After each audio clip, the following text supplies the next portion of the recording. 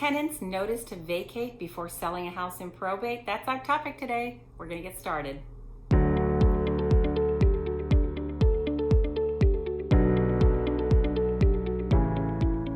Hi, I'm Kim Ward. Welcome back to my channel. Let's talk about tenants notice to vacate before selling a house in probate.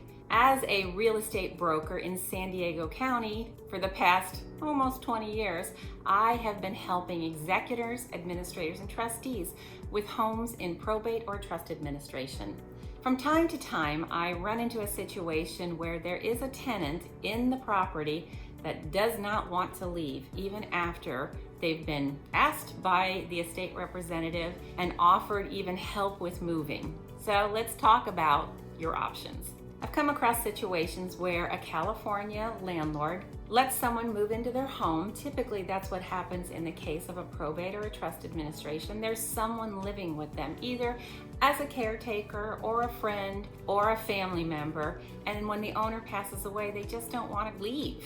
It's important that you know that when a property is sold in California with a tenant in it, the tenant has a lot of rights, even when they aren't legally a tenant, meaning there is either a month-to-month contract or a lease that that particular tenant has. So even if the person is just living in the house, there are rights that they have, and we have to be very cautious about how we handle the situation, meaning that the tenant's rights need to be honored and respected. And selling the property does not typically justify an immediate eviction of the tenant, unfortunately.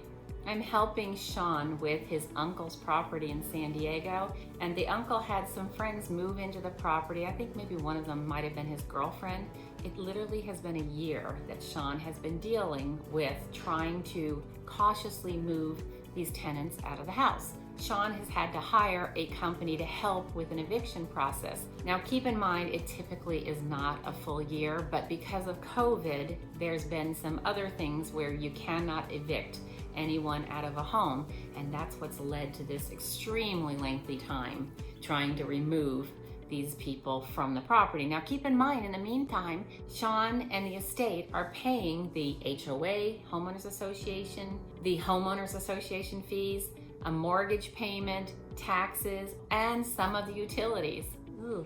If there is a lease, first and foremost is the lease has to be honored. That means if your loved one had a lease with some tenants and it was a year, which is what typically we have is a year lease, and there's 3 months left on that lease must be honored. And if the property is sold during that time, the tenant has the right to stay there. So let's say there's 9 months left on the lease. It's highly unlikely, unless somebody was purchasing the property to be a rental, it's highly unlikely that they would want those particular tenants to be living in the property for the next 9 months. So it is problematic, but there are ways around it.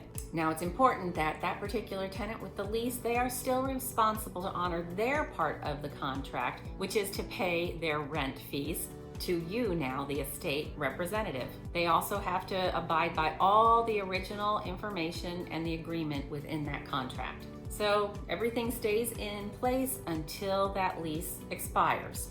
Once the lease expires, of course, the tenant needs to move, or you go through the eviction process, or a new contract would need to be put into place. And the last thing is the sale of the property. Let's say you are able to sell the property with the tenant still living in the property, that their security deposit must be refunded to them just like in any other lease situation. If you were able to sell the property with the tenant in the property, the security deposit would be then given to the new owner, and then they would deal with the tenants and everything else having to do with the lease. Now, if you have a tenant living in the property and they finally move, keep in mind that you have 21 days to send them to their new address the remainder of their security deposit minus any damage they did to the property, which you would have to list out clearly so that they knew why you were removing some funds from their initial security deposit. For month-to-month leases, which is a much better option in this particular situation when someone passes away, that means that the renter will have fewer rights. The new owner or the estate can determine when to terminate their living in the property. With one caveat, There needs to be proper notice given to those tenants. If they've lived there for less than a year, a 30-day notice is acceptable. If they've lived there longer than a year, 60-day notice is what you'd have to send to them. I've had people ask me, can't I just change the locks? And no, you can't do that. You're prohibited from changing the locks. Tenants do have rights. I've also had somebody say, well, I'm just going to cut off the utilities that I'm paying for. Well, you can't do that either. So no changing the locks, no cutting off the utilities. You just got to abide by what is in the contract with those particular tenants.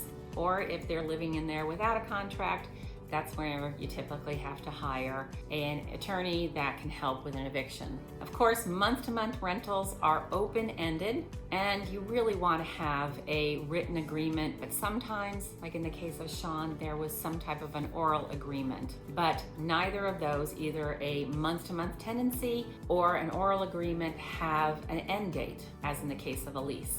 Instead, the tenancy continues until the tenants are served a notice, the notice to end the tenancy. Generally, we don't need a reason for ending a month-to-month tenancy, but of course, the reason would be that the property needs to be sold in order to settle the estate. So there's a just cause for providing that tenant with a 30 or 60-day notice.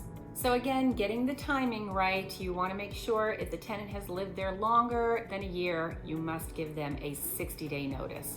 Now, the other part of having a tenant living in a property, they must be given reasonable notice to have the property be shown to prospective buyers.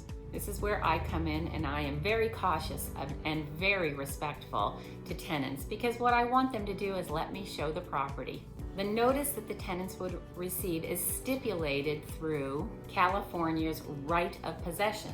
It states that a landlord cannot enter the property without the tenant's expressed permission. California law presumes that 24 hours notice is sufficient. Therefore, if the owner or the realtor wants to show the property, they must give the tenant 24 hours notice. The notice does not have to be in writing. Typically, when we are working with a tenant and want to show the property, we text. That way the tenant is in agreement, and I do have it in writing, that we can show the property on a certain day and a certain time. Of course, the tenants are entitled to a reasonable time for showing. Frankly, I don't want to show a property at 9 p.m. or 7 a.m. typically. So, normal business hours are the reasonable times for showings. And the tenant does have the right to say there's certain times that they don't want the property shown. I've had situations where the tenants had small children and perhaps they were napping from 2 to 4. So of course we're very respectful of that, and we would not have any showings during those times. I just recently was helping with a property in Chula Vista, and there was a tenant living in it. And I was really surprised that the tenant didn't want to have any showings. She was concerned about COVID, and we have all this documentation now that we must have the tenant sign, and also anyone that we're taking into the house must sign. This protects the estate from the tenants coming back and saying, oh, I got COVID because you brought somebody into the house. The documentation also protects this estate and me and my company from buyers that could say that they perhaps went into a house that someone had COVID. Of course, we're also very careful to make sure that everybody is healthy that's involved with taking a look at the house. But here's the story. The tenant didn't want to have the house shown at all until they had moved out, which would have been 30 days from the time that we had prepared the property and put it on the market. The estate didn't want to wait. So I did a lot of talking to the tenant and finally got approval to have a 2-hour open house time for all prospective buyers to come through and take a look at the property. And that worked. We had a period of time that it was open, agents could bring their buyers through, and we received multiple offers and sold the house. So the reason I tell you that story is that tenants do not have to let you come in the property. That was new to me. I didn't know that until this particular situation. So how do you also protect yourself through the process of having the home on the market, receiving offers, negotiating offers, and getting to a successful sale? Well, I think it's important to have someone that is an expert with helping with estate sales. Someone that has helped many executors, administrators, and trustees through that entire process.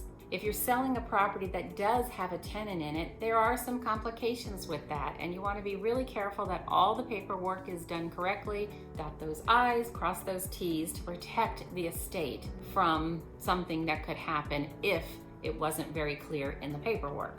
If there's a tenant in a house, I always like to build in enough time into the contract that we can give the new buyer a home that the tenant has vacated. So 30 days may not be enough time. That's how we typically sell things. We might need 60 or 90 days depending on the circumstance. And I do want to talk about one more thing. Sometimes when there's a tenant that does not want to move out, we can offer cash for keys, meaning that we come up with a dollar amount that the current tenant will accept from the estate in order to leave the property, giving us the keys.